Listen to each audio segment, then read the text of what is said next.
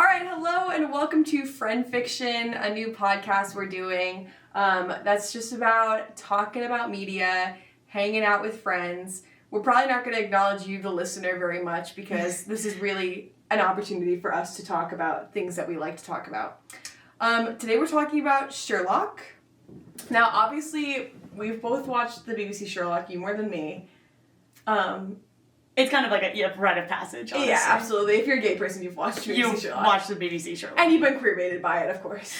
And you've probably read fan fiction after you were queer-baited by it. Yeah. And you were like, well, obviously they meant to do... Well, actually, we'll get into all that later. Oh, okay. Sherlock as a whole, though, is a franchise spanning all the way back to the Arthur Conan Doyle books. We decided for this to read one of them. I didn't finish it. I did. DNF! We read the very first one, A Study in Scarlet, and then I actually started reading the second book. Really? The Sign of the Four, or The Sign of Four. And so, okay, my goal, I tried to do some research because I was looking up, like, what's the gayest Sherlock Holmes book, or, like, what has the most, like, gay undertones. Yeah. And none of it, like, I couldn't get an answer. Like, I could not get a good answer. All of it was like, did the author intend for them to be gay? Here's what we think. I don't care. I'm gonna make it so. How was there not, I don't know, maybe I didn't like a ranking of, like, gayest to least gay. How was there not at least one Reddit post that popped up when I looked about, like... You have to be the Redditor. You have to be the Reddit you want to see in the world. You have to make the post you want to see in the world. That was bad. So I was just like, alright, whatever. I'll just start reading the second one. And we can talk about this more later, but even though, like, kind of a big part of this book is that they're helping this woman out and John's kind of into her, it's so gay. I firmly believe, like, in my heart of hearts, whether or not, like, the author intended it this way, I keep saying the author because I don't remember how to say his name. Arthur Conan Doyle. Arthur Conan Doyle. Okay. I know I'm going to stumble over that. ACD. Our boy ACD.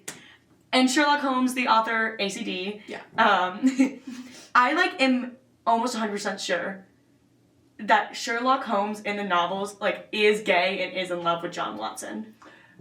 Interesting. Because I will say, the part that held me with the first book we read, A Study in Scarlet, was when they were first meeting. Because... yeah, I've watched a lot of Sherlock Holmes media, and I was at least primed to see gayness. Of course. I mean... And if you think about it in Kuhn's idea of... like, there's absolutely... You kind of have... Pull some highlights, actually. Okay. And you, like, when we went into these books, like, of course we were reading it through the lens of these guys are gay. Yeah.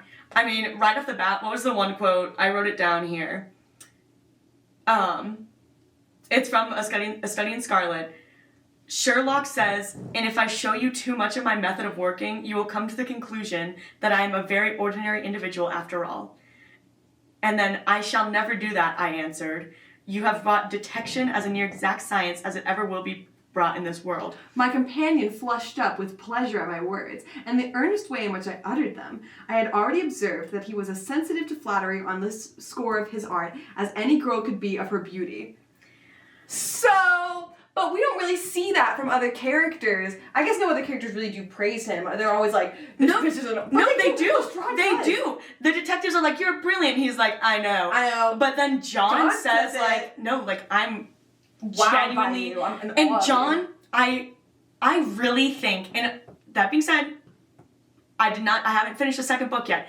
In the 1.5 books I have read, I think Sherlock Holmes is gay and is in love with John Watson, and I think John Watson is in love with Sherlock, but does not know what it is. Yeah. Have you seen that thing that's like, I love a ship where it's like, one of them knows he's gay, but not that he's in love with his best friend, and one of them knows he's in love with his best friend, but not that he's gay? That is exactly what it is. Yes, like, yeah. Oh. I think John's time in the military, and we can talk about this more when we talk about the movie we watched, but I think, like, his time in the military, I think Sherlock obviously, like, is a character who does not care about how the outside world perceives him as much. Yeah.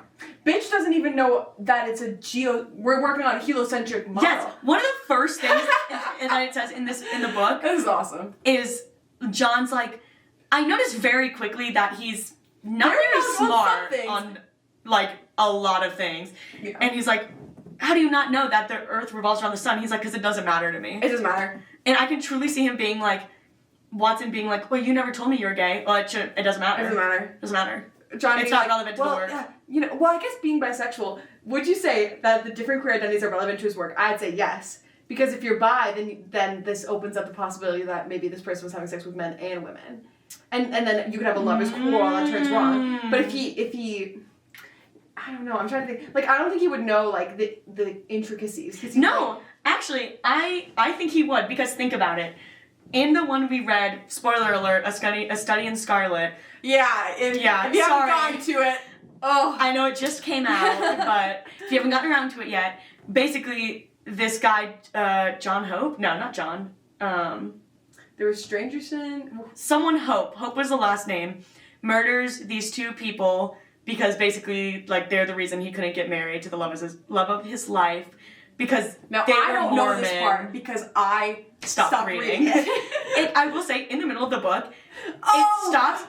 It goes from being, ooh, look at these clues we're uncovering, to, we're in Utah now, and here's how the Mormons are living. And you're like, what on earth does this have to do with anything? But that's how John Fetters became a Mormon, because he was trapped in the desert. Yeah, and his daughter Lucy. So his daughter Lucy is the love interest, the girl. Yeah. You know how they found that wedding ring at the scene of the crime? Oh, yeah. And I think Sherlock, because the wedding ring, as soon as he saw the wedding ring, he was like, I know that's a woman's ring. I think if there's some indication, I just don't think it came up because, like, ACD wouldn't be that explicit about, like, a homosexual, like, relationship. Well, I think ACD was very much like, he's not, well, maybe I'm thinking of, I don't know. I'm thinking of the Moffat and whoever else did BBC, actually. I'm trying to think if ACD ever was like, stop calling him a homo, guys. Yeah. I doubt it. Were they even, you know, was that even, like, a thing people were... Did fan fiction exist in the 1800s when these were written? That's not in the way that we would think of it post-Spurk. Post Spock and Kirk, yeah. Genuinely, there is a pre and a post when it comes to fandom. We will do an episode on the history of fan fiction. If you're going to force us to, I guess. Oh, tie me up, lock me up, daddy. Horrible. Anyway, based on the book, and okay, Jamie has some, like, highlights here of this book, like, quotes. Like, let's look through these. I'm just curious. I have a lot more stuff about people's opinions on JohnLock rather than, specifically with BBC Sherlock. Here's the issue. I'll get into some data that I was going to save for later. On the score of Sherlock Holmes, if you look under the Sherlock Holmes and related fandoms tag on AO3, you're going to find 161,000 works. Oh my gosh. But 139,000 of those are for BBC Sherlock.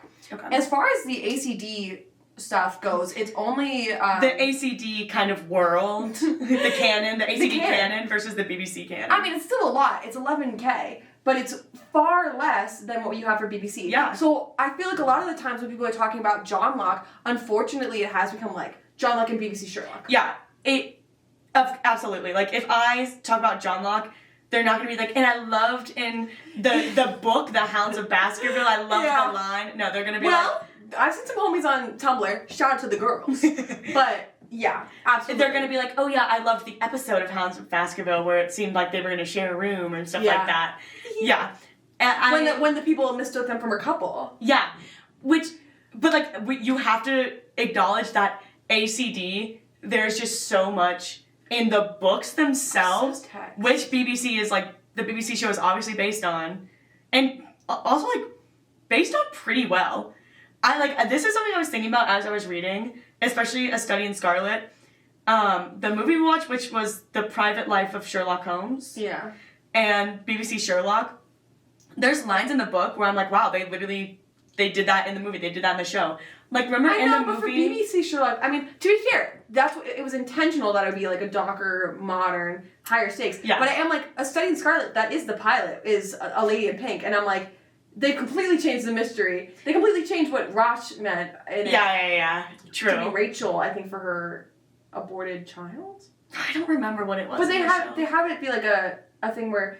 actually, I don't know how the book ends. Is it the same as in the show where he had them take one pill or the other? He did. That was the method that the murderer Hope was using to kill the other guys. They were like, let it be God's will. Let it be God's will, the guilty will die. You take one, I'll take the other. Wow, wait, that's actually kind of cool. Yeah, and they end up taking... Well, but then the second guy came at him and he had to stab him. But... Ugh. When they won't messy, play along, right? Messy. Just really quick though, on as far as fanfiction goes, so I would say most of the fanfiction is general audience. You have like about 43K, and then only 22K explicit, which, as far as in the terms of like 161,000, not that much. That's really not that many. But in terms of works of fiction about two guys getting it on, absolutely bonkers insane. Yeah, the most popular ship is JohnLock, duh. But it only had 68,000 works. I know. So are the other ones just about Sherlock Holmes? Like other ships? Like not shipping them. Not shipping them at all. I guess. Because the second most popular ship... Which isn't beautiful? Because... Okay, wait, I want to hear the second most popular ship. Can you guess? Is it Sherlock and Moriarty? Mycroft and Lestrade.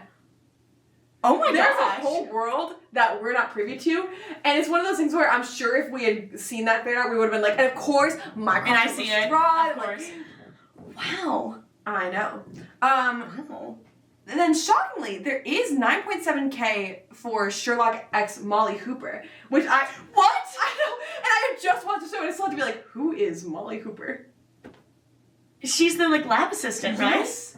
Who he clearly doesn't like because he's gay. Oh, Jamie, you did not watch the finale. No. If you can't tell, Sherlock is one of those things that I'm just not finishing left and right. Which is valid. Yeah, and I also got partway through Sherlock Hound, which we'll talk about. Yeah, Sherlock Hound is so good. We will definitely watch more of that. Molly, I cannot spend too much on this because I could just go into this, but the finale of Sherlock Holmes, basically, we learned that he has a sister who's, like, insane. And she's, like, a criminal mastermind. She's been working with Moriarty the whole time. But she's, like, in this, like, glass jail. And she has some mystery. She plays the violin. They play the violin together. It's really cute. Like, at the end, it's kind of emotional. But one of the things, basically, they get there, and they have to go through a bunch of different trials kind of things. And one of them, Sherlock has to get Molly to say, I love you. Like, on a phone call. He has, like, 10 seconds. He's like, Molly, I love you. Like, I need you to say it back. And she's like, you're asking too much of me. And it's sad, but, like, he clearly is not in love with her. Yeah. It's very obvious. Well, maybe it is, like, it might be used as a device for, like, comphet or for past. I could see that, like, past Sherlock Molly. Or maybe people just... Maybe people like it. I just can't see it. I can't see it. I don't see it. I'm not saying you can't ship Sherlock with a woman. It's weird, but yeah, you can. I mean but Adler. Why wouldn't it be Adler? Yeah. Maybe I misread things, but that's what I saw. Yeah. So the most popular additional tag, can you guess? Character death. Fluff. Oh. Yeah. People want fluff. They put Sherlock through hell in that show. Wait, did you get to the part where Sherlock fakes his death? Sorry, spoilers for the show. Oh, brother, you watched the show. Yeah, I did, and then he comes back, and John's like... is, like, depressed for years. Yes. Like, they put those men through hell for each other. And it was so absurdly trying to make it not gay, but to be like, oh yeah, he told this person and his parents, but not John. But actually, that makes it more gay, because John wouldn't have been able to act. He wouldn't, Yep. And Sherlock knew that people would have looked to John for his reaction to see if he was actually dead. So, suck my nuts. Yeah.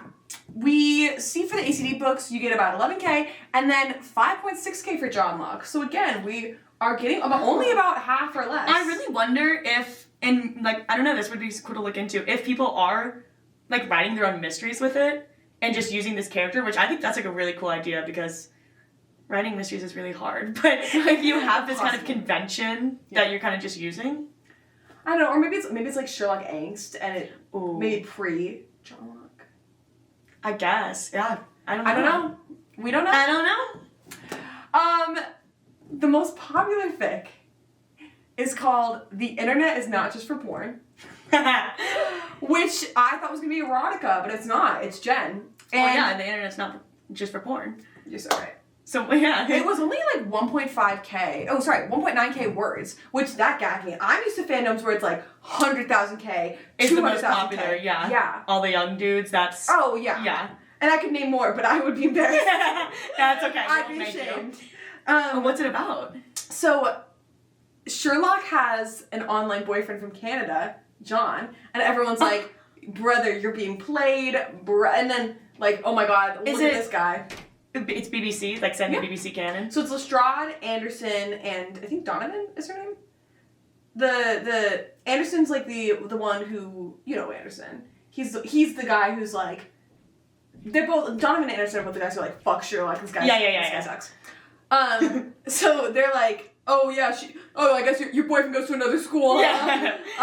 And Lestrade eventually, so then a little bit of time skip, and apparently he's just being John this, John that. John would have stopped this ages ago if John were here, blah, blah, blah, blah, blah. Oh my and they're like, gosh. shut up. And so Lestrade kind of takes him aside, and he's like, do you know anything about him? Have you ever seen him? And Sherlock's You think Sherlock Holmes, the greatest detective, is gonna fall for something over the internet? Okay. Please. But he does seed a little bit of doubt where he's like, anyone can hide something over the internet. Yeah. Which, if you were working with someone against someone like Moriarty, like... Good point. Okay. Yeah. But, whatever. And then, basically, he goes on leave for a month, and Lestrade's like, I guess he took it to heart, I hope he's okay. Yeah. And then he eventually calls him back, because he's like, I got a mystery I need solved. And Sherlock comes with John and tow, and John is able to help with the mystery, which never happens in the show, that John's medical... Oh! PMO. Because, look, this podcast episode is not just about JohnLock. It's also about, like, the Sherlock Holmes, like, character and stuff like that. John Watson is so severely underutilized in every adaptation of Sherlock Holmes. And I think even in the books. I will concede, even in the books, there are so many times when Sherlock will be like, and what do you think will happen now? And John's like, well, I would predict this. And he's like, silly boy. Silly. Yeah. Or, exactly. That's what I was going to say. Yes. Oh, yes, you've caught on now. Yeah. Oh, man. What was it that we were watching? We were like, wow, that's a great utilization of his talents. Was it Private Life where he was able to say, like, Sherlock made a wrong assumption about the woman who drowned? And he was able to say... Yes. Like, the Private Life of Sherlock Holmes. He is a medical practitioner. He was in the army. He would just have specialized knowledge that Sherlock would have. And he cares about pop culture. That should come up in some of these mysteries. It pisses me off when we know for a fact in the first book it gives us a list of things Sherlock knows. Sherlock doesn't know, and it's not contemporary literature. It's not really philosophy and stuff. But then what? If an 18th century China vase comes up, he's like, oh yes, this is from the Qing Dynasty. He wouldn't know that. He wouldn't care about that. Yeah. Oh, it pisses me off. I'm trying to see. I felt like I highlighted a bunch in the second book, but one thing I highlighted, and this goes back to me being like, actually these adaptations like are kind of crazy in using the book. Yeah. It's Sherlock talking to John about, oh yeah, I wrote what are they called? Like I wrote I don't know, some piece of work that's about the distinctions between ashes of the various tobaccos. And like that comes up in A Private Life of Sherlock Holmes. Yes. I just think that's a fun detail. And but also back in Sherlock Hound, you see him puffing on. I think there's also a machine in Sherlock Hound for that. Like, that's so good. That's great. But back to John's character. Like, you're so right. It's in the first book, like the first 20 pages, you're pointing out his flaws and stuff that John knows. Like, so utilize that. Utilize that. Yeah. It makes me crazy when Sherlock, and I'm not saying that Sherlock wouldn't know the medical stuff, like, to be fair, he knows everything medical relating to these cases. But if maybe a character had a prior disease that he wouldn't be able to determine. Like, I don't understand why Sherlock, now, as far as JohnLock goes, it is so gay. It is so gay. To have a little friend follow you around on all your mysteries and praise you all the time. Like, that is a role typically reserved for, not to say that John is woman-coded, but think about how many, like, action movies, superhero movies, whatever, have... Hold for stopping neighbors. Think about how many movies have, like, a female character who's pushed to the side, whose only job is to go, what do we do now? What are we going to do? How are we going to figure this out? Well, here's how I solved it, and here's what we'll do. And that is John's role in all of these adaptations. That's gay. Which is gay and beautiful. But annoying. But like it's also annoying when it's it's also super annoying when it's a woman character in like modern stuff too. Yeah. But like and it could be that somehow we're just not reading any of the books where he does do stuff. I'm sure he does stuff in some of the books, and I'm sure in some adaptations he does stuff. But we can all acknowledge that on the whole, and frankly, it reminds me of Dr. House, which is another BBC, like not BBC, sorry, another adaptation of Sherlock in a sense. Yeah. I don't know if that was actually the intention with the show, but people That's interesting. It totally is. People have given it that where he is House Sherlock. Yes. And Wilson is Watson. And it's kind of gay because Wilson is the head of oncology. Why are you hanging around with his cases? And Wilson very rarely offers any help. Because he's an oncologist. But sometimes House will say, this is an oncology issue. Your problem now. All that to say, I think it's just interesting how this is a consistent thing with adaptations where Watson doesn't have They're not having him step up at all. Yeah. Which, hey, true to the book adaptations. Yeah, true to the book. But maybe that's something to think about. And I will say, there was a podcast, Sherlock and Co., which apparently they're now together in. Shout out to Sherlock and Co. We should listen to that. We should. And I think in that one, I would still say that, from what I remember, Sherlock was doing a lot of the heavy lifting. Yeah. But there is a part where John takes a guy down, similar to how in the BBC episode, the first episode, John's the one who shoots the guy. Yeah. Why couldn't he have been Sherlock's bodyguard? Why is Sherlock so good? Well, to be fair, in the books, it is like he's pretty good at martial arts. Yeah, but still, like that's a role that John could have had is the like stereotypical as it is, like the brains and the bronze.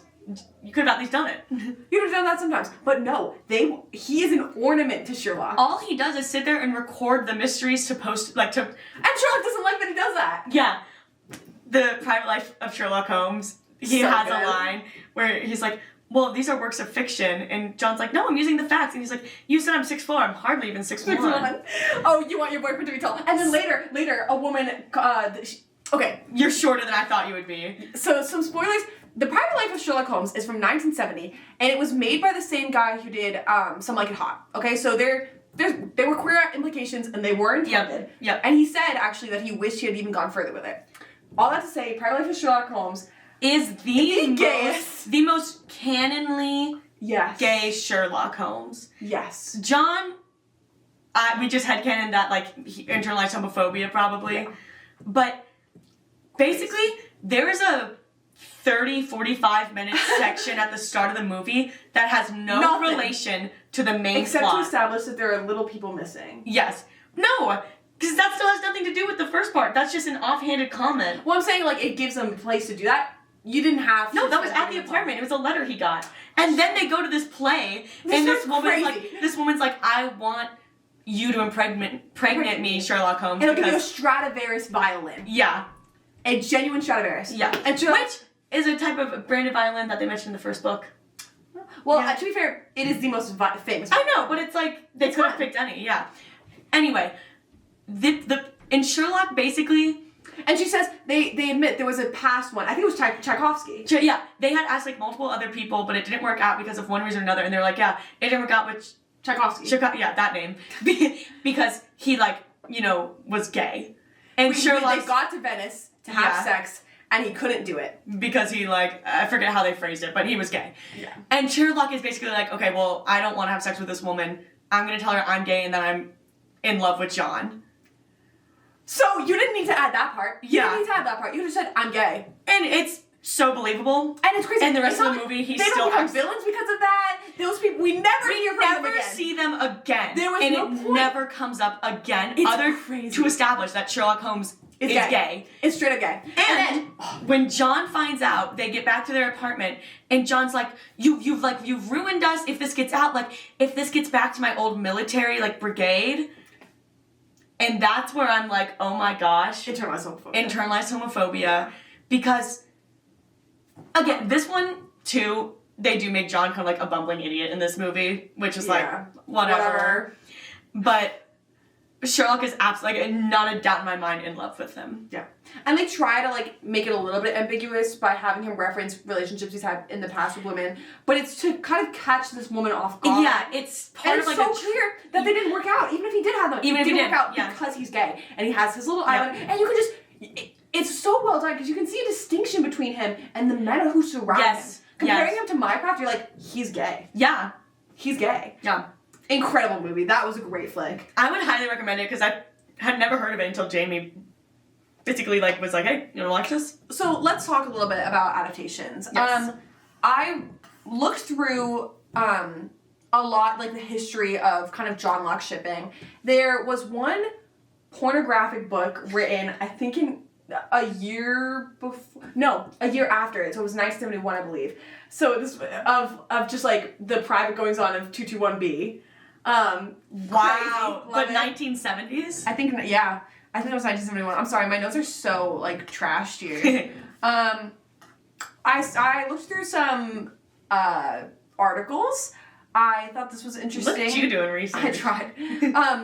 This one made me laugh. JohnLock fans have been observed to be usually neurodivergent and queer women, with media historian Diana Anselmo stating in my 18 months of observation, participation on Tumblr, I have never encountered a member of the JohnLock community who identified as heteronormative and cis male. Wow. But that's fair. Yeah. I mean, that's fair. What straight man is watching BBC Sherlock and is like, I'm like really getting a sense that these two are in love. Yeah. Like, I actually feel like these two are like actually in love. And I'm gonna post on Tumblr about it. Still, that being said, like we can all acknowledge, you know. Yeah. That's actually so funny because that is so true. Neurodivergent queer woman. So yeah, the queer baiting on BBC Sherlock was so intense that it One of the most well-known queer baits of all time. and it created the JohnLock conspiracy, where people believed that the showrunners intended it to be gay. It was supposed to be gay, and then they weren't able to do it. And the showrunners multiple times have gone, that's not true. Oh my gosh. We have lied to you about a lot of plot stuff to keep you on your toes. They're not gay. We don't want them to be gay. Okay. Then you shouldn't have. One of the showrunners, their favorite Sherlock Holmes adaptation was, I think, The Private Life of Sherlock Holmes. So it's like, well then, you know he's gay. First episode. Do you have a girlfriend? No. No, not my style or whatever. Boyfriend then. I'm unattached. Oh, me too. I'm married to my work. Come on! Like, what do you mean you did not intend that to be, like, an innuendo of any form? Here's one that really pissed me off. Moffat, one of the showrunners, shared he wanted to keep Sherlock's celibacy as in the source material, explaining that there's no indication in Conan Doyle's stories that he was asexual or gay, and even said he declines the attention of women because he doesn't want the distraction. Moffat went on to explain that Sherlock wouldn't live with a man if he thought men were interesting, and it was the choice of a monk, not the choice of an asexual. He finds John interesting. You can't tell me that he lives with John because he finds John disinteresting. Okay, hold on. Let me pull my quotes up because... Oh my gosh. But that's crazy. While Claire's pulling her notes up, you cannot tell me that he is not interested in John. When John has that bomb strapped to him, who's the one going, no, don't hurt him, please. Oh, God. Quote from Book 2, The Sign of the Four. Sherlock is going on and on about, like, the case, but I weary you with my hobby. And John says, not at all, I answer earnestly. It is of the greatest interest to me, especially since I have the opportunity of observing your practical application of it. Okay, obviously, John finds him fascinating. Yeah. They have been out all night, and Sherlock has been, like, multiple times, like, is your leg okay? Because he uses a cane in this as well. And they were, like, walking all around. And now they're back, and he's like, oh, wait, that's a separate one. That one's gay too. This one's gay too. But at that point, he's like, lie down on the couch. Like, I actually have to find the, Yeah. So, why is Sherlock married to his work Holmes so often so fascinated and distracted and in love with Watson? Later on in the season, this is another quote, Sherlock didn't seem to be okay with John going on a date and invited himself to it. And Moriarty once said that John was, like, Sherlock's heart. Like, You're a liar if you think, like, you're not intending that to be queer at all. Yeah. You're a liar. And also, going back, based on the source book material, he doesn't find John interesting. This is in The Sign of the Four. Watson, you look regularly done. Lie down there on the sofa and see if I can put you to sleep. He took up his violin from the corner, and as I stretched myself out, he began to play some low, dreamy, melodious air, his own, no doubt, for he had a remarkable gift for improvisation. I have vague remembrance of his gaunt limbs, his earnest face, and the rise and fall of his bow. Then I seemed to be floated peacefully away upon a soft sea of sound until I found myself in dreamland. And this part is crazy. With the sweet face of Mary Morstan looking down upon me. Mary Morstan is the woman that they're helping in this case. And, like, John is into. So, like, whatever, like, you can be like, hey, he's not But you are imprinting, you're putting exactly over your secret desire. Sherlock Holmes plays you to sleep and you like, picture a woman you're into right now. Because who he's known for, like, one day, by the way, like, and he's like, whatever. You can't acknowledge that. It's Sherlock you'd be thinking of. Yeah, so you're putting her face over it. Okay, babe. Yeah. And frankly, even if John isn't into Sherlock, Sherlock's into John. You cannot tell me that. And I don't know, I also piss me off the, like, okay, fine, you don't want him to be gay, why can't he be ace? Like, yes, that's so weird. Okay, if you want to say, we want to keep his celibacy from the book, but he's not asexual. He wants women. He just hates them. He doesn't want to be distracted by things such as sex. So it's not important to him and he doesn't care. Like, so, like that. That's ace, baby. Yeah. That's ace. And frankly, you never showed us that. You didn't show us that with, Molly? You didn't show us that with Irene in the show? Yep. You could have, like, there have been adaptations that have tried to make it be like, oh, he's into Irene. In the BBC one, it was very clear that he wasn't, I felt. Yeah. I felt like he didn't seem interested. Like, even like, oh, I gotta not distract myself. Like, I think he just didn't like her. Like that. He doesn't find John interesting. My dear doctor, he says kindly, pray accept my apologies. Viewing the matter as an abstract problem, I had forgotten how personal and painful a thing it might be to you. I assure you, however, that I never even knew you had a brother until you handed me the watch. If you guys remember in the first episode, John has his phone and Sherlock's like, oh, you're an alcoholic because you keep putting the charger in wrong. Your brother's an alcoholic because you keep it wrong. And then his sister in the show, wasn't it? Exactly, but then he goes, you got everything right, but it's his sister. Yeah. Well, this is basically the inspiration for that. John's still like, again, this is only the second book, so he's like, oh, prove to me, like, you can do this deduction stuff. Shows him a watch. That's foreplay. Yeah, it is. And Sherlock is like, oh, you see, like, the hole where you wind the watch, there's scratches all over it. Whoever this owned it was a drunkard. It must be your brother. Like, it was your brother. Like, yeah.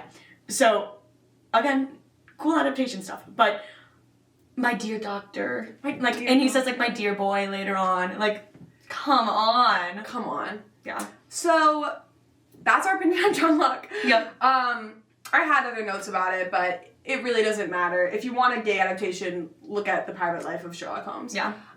There's been a lot of really interesting adaptations over the years, right? We have Enola Holmes, The Great Mouse Detective, Sherlock Hound, which is a Miyazaki TV show. Fantastic. Yeah. You have BBC Sherlock, obviously, Sherlock & Co. Elementary with Lucy Liu. Lucy Liu, oh my god, I've totally pronounced her name wrong. I'm sorry, Queen. I'm sorry. Yeah, since you're watching this right now, we're so sorry. I've seen your name written a million times. I've never heard it said out loud. The Beekeeper's Picnic, which is... So at the end of the series, Sherlock becomes... He stops detectiving, he retires, and he becomes a beekeeper, and it's a game which we should play, set in that time period, where he's now a beekeeper. Oh my gosh. House MD, so good. And we'll talk later about these different dynamics and stuff and why it's so appealing. But first we're going to play a game. Okay. Called Adaptation or Fabrication. Ooh. I have 6 different adaptations. Okay. And you are going to tell me if I made them up or if they are real. Okay. Wait, turn your computer a little bit more. I won't cheat. Fair, I didn't write down whether they were or not. I just remember. Oh, okay. All right. In 1971... the film They Might Be Giants explores the premise of a deranged man who believes himself to be Sherlock Holmes, with a psychiatrist becoming his Watson. I'm gonna say that's not true, that's not a real one. Only because we watched The Private Life of Sherlock Holmes, that was like around that same time. That one is real. That's seriously? A real one. And we have to watch it. Doesn't that sound great? Oh my gosh, yeah. Yeah. That's cool. That's playing with it's not really a Sherlock and Watson detective story. It's like, huh. Well, we don't know. Yeah, I guess I haven't seen it. In 1993, the underworld of Sherlock Holmes featured Sean Penn and Gary Oldman as London sewage employees mistaken for Sherlock and Watson, entangled in a mystery they weren't meant to solve. I really hope that one's real. And I think it is because you have the names. That makes me feel like it's real, the actors. I made that one up. Seriously? What? Isn't that awesome? That is really good. Being mistaken for them and then having to solve it. in like past London, and their sewage place, the underworld. Oh, I like that. And then their knowledge of the sewer system would be what allows them to solve it. Okay. Dang. I'm not doing good in this game. 0 for 2. In 1983, there was an off-Broadway play called 221B or Not to Be, which featured Sherlock Holmes investigating the murder of Hamlet's father. That's not real. That's not real. Okay. But wouldn't that have been awesome? That is cool. That is cool. Can you imagine? 221B or Not to Be. And it's Hamlet, but Sherlock Holmes is going around going, who killed him? And Harriet's like, I can't believe I've killed my father. I've solved it. I've solved it. The 2018 film Holmes and Watson features Will Ferrell and John C. Reilly. I've seen it. It's real. Critical failure. I know. It was not good. It was not good. It was this is the quote I found. Being cited by critics as one of the worst comedy films of all time. Yeah. I'll be honest, I feel like there were some parts that made me laugh. But it was definitely like a stupid... It's like a movie you laugh at because you're like, what are you doing? There's like a whole sequence where they're running around in like a picnic. I don't remember. It was so long. It was like, I watched it when it came out. I love Will Ferrell, but I find movies like Step Brother just aren't mine. I haven't seen that. Yeah. I kind of do like those types of movies though. Like I like a stupid comedy. That's fair. It's just not... That's fair. That's fair. In 2023, the band Wildly Infringed Hope released a math rock concept EP entitled The Adventure of the Engineer's Thumb, which was a modern interpretation of the 1892 story. That's fake. That's fake. That's true. But there was a concept album, and I should have written down what it was, but it was a concept album, I think of I'll find it, some band did it. Oh my gosh. I'm so upset now. Weird Sherlock Holmes adaptations. I should have written it down. I'm sorry, guys. A math rock. It wasn't math rock, unfortunately. I wish. Oh, Sherlock Hound. Yeah, and then everyone keeps on talking about Sherlock Hound. Sherlock Hound is awesome. And Sherlock Hound is really good. It's a prog rock concept album, The Hound of the Baskervilles. Wow. And that was by Clive Nolan and Oliver Wakeman's 2002 prog rock band. Wow. And so we do have to listen to that, unfortunately. Yeah. At some point, we are going to have to listen to that. That's crazy. Wait, do you have more? Is there another? There's one last one. Okay. Wait, what am I? I'm no. 3 and 2. No! Don't say, because I did it even. Oh. So if I get this one wrong, then I'm just tied. Okay. Oh, never mind. No. 3 and 2. Well, yeah, if you get this wrong, you're tied.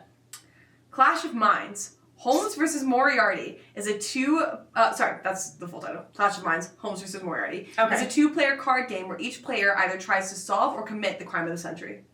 Whoa. That's not real. That's real. Are you serious? Yeah. I win. Wow. So that was... No, we tied. Oh, did we? I got 3 right and 3 wrong. I thought you were referring to, all right, I know I've said 3 are real and 3 are not real. And I was like, no, don't do that. I did 3. Oh, you actually did do 3. Oh, I was confused by what you meant. Dang it, I should have been able to know that then. Yeah. Oh well. And that's my name. I'm Moriarty. Now, that's the vibe that Moriarty has in my favorite adaptation, Sherlock Hound. So Sherlock good. Hound. Oh. Yeah. It's just, what if Sherlock Holmes and everyone around him were like anthropomorphic dogs? And was beautifully animated by Miyazaki. And Mrs. Hudson is a young woman who everyone adores. Mrs. Hudson is another kid. Well, yeah, in Sherlock Hound. She's used in Sherlock Hound. Oh yes. I was going to say that's probably the best representation, and not representation, my favorite version of her. Yeah. In the books, she's barely come up in the 1.5 I've read. Yeah. I'm sure she comes up more later on. At least I hope she does. In Sherlock, BBC Sherlock, she was just a comedic. Well, no, remember when she had to hide, I think it's after he comes back from the dead, she has something important, like there was some chip, the phone. Irene out with the phone, she didn't sneak it out, and she faked cried. And John was like, oh, look, we've upset Mrs. Hudson. Yeah. And Sherlock's like, this bitch doesn't care. Yeah. That is true. But, like, that's, like, one thing in the whole show. Yes. Underutilized queen. Yeah. In Sherlock Hound, granted, I only did see, like, 1 or 2 episodes, she used to, like, fly planes.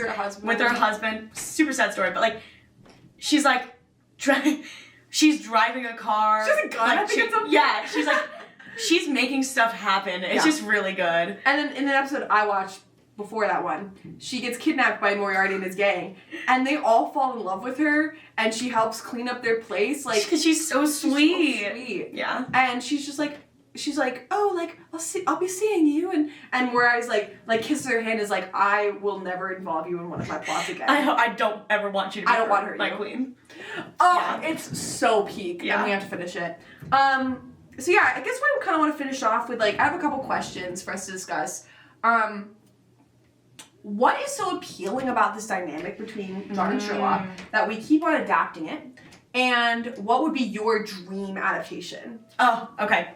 Start the first one. I mean, I think one of the reasons we keep adapting it doesn't even have to do with Sherlock and Watson. Like, it just has to do with the fact that I think he's just such a well-known detective. Yeah, at this point. And now it's public domain. So and now it is public domain, yeah. I think their dynamic is so interesting to me, though, because Watson does so little, but is so integral to him. Yeah. And one thing I find really interesting that I'm already seeing in the books, and, like, we obviously see in the show, is, like, how much Watson changes him. Yeah. Like, not to quote Wicked for Good, but they have been changed for good. Yeah. And just one last thing about the books, by the way. It is crazy that so many people's perception of Sherlock is from BBC Sherlock, where he's kind of an asshole all the time. In the books, he's an asshole. But he's also, like, laughing and smiling. Yeah. He is so... He's kind of an asshole, though. But there's more to him than that. And that's what the private life of Sherlock Holmes, I thought, did really well, is we see him, like, laughing and goofing with Watson a bit. Like, he'll do a little goof. Like, he's not, like, just a strict monotone, like, no. And he's not cruel to people who are outside of his social circle like he is in BBC. Yes. He's, like, he tells the woman he's helping, he's like, you're doing very well. Like, yeah. He is harsh with her, like, remember. He's like, yeah, but he's never outright, like, horrible to people, I felt like he is in the BBC one. Yeah, I agree with that. Sorry, keep going. No, that's kind of all I was going to say about their dynamic. I think, to me, I agree. That is, like, we like that John can act as someone for Sherlock to bounce his neuroses off of. Yeah. And I think what we like about Sherlock is the idea of, like, what if you were a genius? What if you just got it and you understood it and you could toy? Like, we like a quippy man. A quippy man. And I also just think, I know you disagree with this because you just don't love mysteries as much. But I think it's fascinating the way they solve mysteries in Sherlock versus other. Like... Well, yeah. Yeah, like, there's a unique way that they do it where basically from 20 minutes in or, like, 20 pages in, you have a character who's already solved it, and now everything they're doing is just trying to find proof. Yeah, like, that's such a unique and interesting way to do it for. Like, I don't know. I really like that. That is interesting. Whereas, like, I have a theory. I just need one more piece to, like, prove it. Yeah. Or, like, to really show it. Yeah. Okay. Dream adaptation. This is tough. Because you can put them anywhere. Put them anywhere. They could be mice. They were in the Great Mouse Detective. Yeah. Now, and if we had hours more time for research and discussion, we'd have a full one for you. We talk about Moriarty and we talk about Ratigan and implications and, you know, what does it mean for, at least in the Great Mouse Detective, for him to be the only rat we see and for him to be consistently being like, I am not a rat, I am a mouse. Yeah. Interesting. Yeah. Obviously, I gotta say, like, one of my dream, like, I always think first, like, you know, they gotta be lesbians. Of course. Okay. The character of Sherlock is so interesting because he's a man. Like, no one would ever, let him get away with this. Yes. Yeah. Truly. They'd be like, she's such a bad character. Or, like, she's so one-dimensional, she's annoying. Like, she wouldn't even be this smart. Like, there's no way this would be possible. Yeah. She wouldn't be like this. But I think right? I think dream adaptation, they're lesbians. I think it is still Old England. Because you can just do so much with that. And I think it's beautiful. And disguising as men, so you could have, like, a lot of genderqueer themes. I was gonna say, where Sherlock is a woman, Watson's a woman, of course, and Watson, like, disguised as a man to go to the military, got hurt, came back. Sherlock disguised as a man to go out and solve mysteries. Or, like, maybe doesn't even disguise as a man, just lets people think she is. Like, they assume it, and she doesn't correct them. Well, you can also do, in the Apothecary Diaries, the person... Actually, she kind of is a female Sherlock. Really? She doesn't really have a Watson, though, so it's not like it's not an adaptation. Yeah, it's not an adaptation. She's just a detective. Okay. And a medical person. But she is escorted by men to these places who are supposed to be the ones who are investigating. But then she'll just go like, move that bowl over there. Now, see how the light goes through, blah, blah, blah. Yeah. And then they're like, girl, like, stop it. No, we have to be the ones. like, they're gonna be sexist about it. And the guys are always sexist about it. They're always like, she's always like, sorry, sir, like, whatever. Like, yeah. But if you do this... But do you see that I'm right? But yeah, she's a very, like, flat affect, so she's always like... Sorry. Okay, now go move the bowl. Yeah. I think they're both women, and I think you see these similar, like, interesting, unique crimes. Like, the one I'm reading right now, I don't know how it ends, but basically the plot revolves around this treasure. Guys... We don't have treasure like we used to. We don't have treasure like we used to. And also, they're not woke books. They are not woke They're like, books. it's the Indian treasure. Yeah, the street Arabs. Yeah, the street Arabs that, like, come in. We don't recommend the books.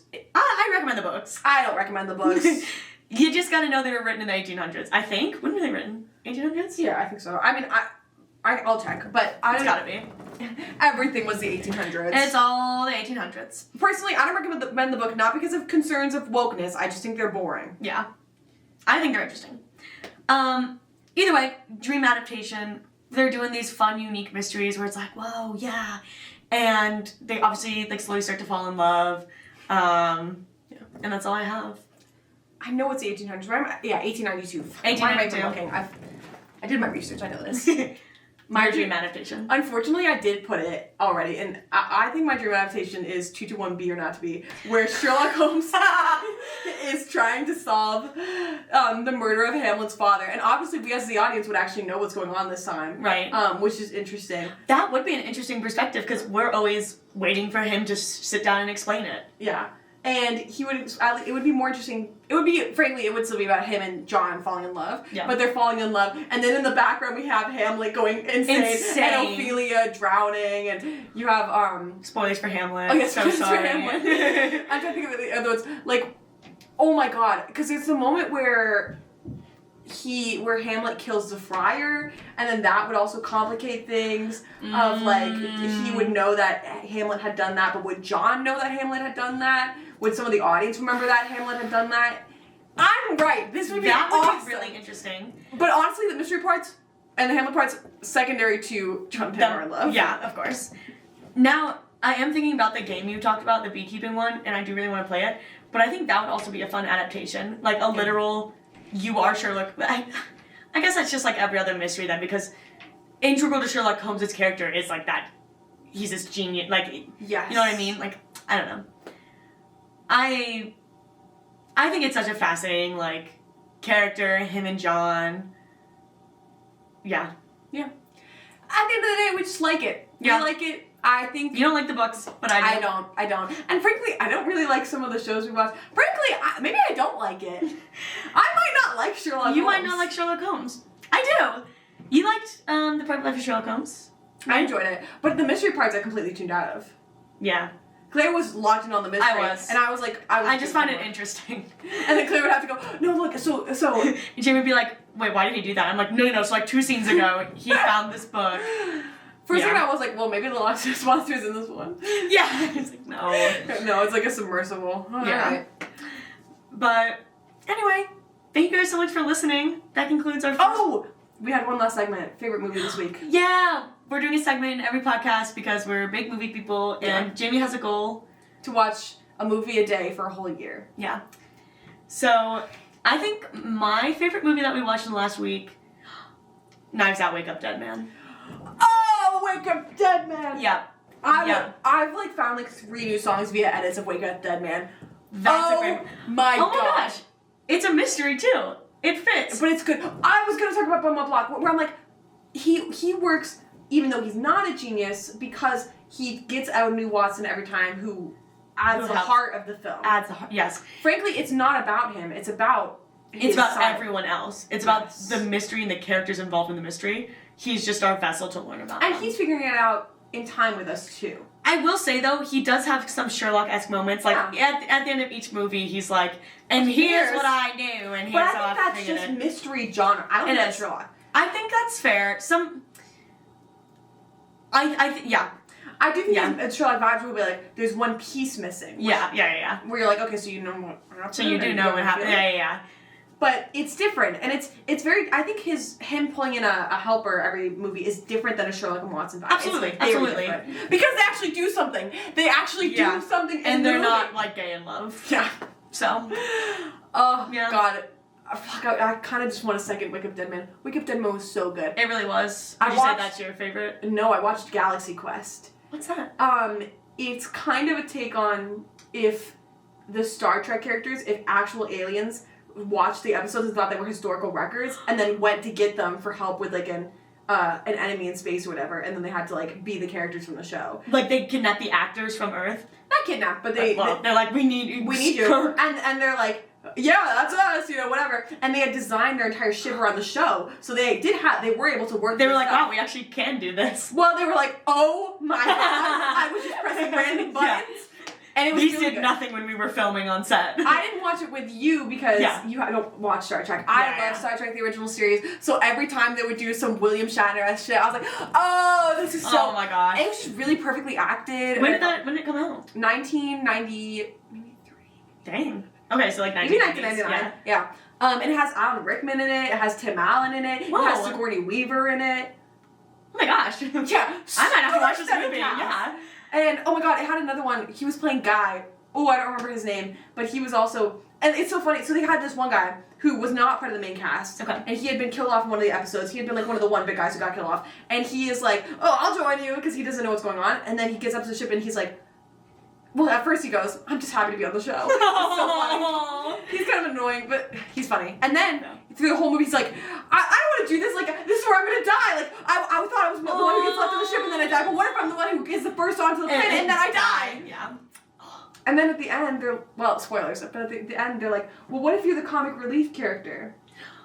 And then, that's actually true. If you watch through the movie, he's done nothing. And he's just been a comic relief. He's sort of the Watson. He's sort of Watson. To bring it all back. Yeah, instead of saying Watson, because there's the idea of like Doylean and Watsonian for, I think, if you're describing media, why something happens in media. I think a Doyleist perspective is what was the author, what were the constraints of the author, whereas Watsonian is like what would make sense for the character, why would the character do it within, you know what I mean? The book, yeah. I might be wrong on that. Don't quote me on that. I gotta make sure I'm not saying wrong stuff. Yeah. But instead, let's take Watsonian and just refer to a guy who does nothing.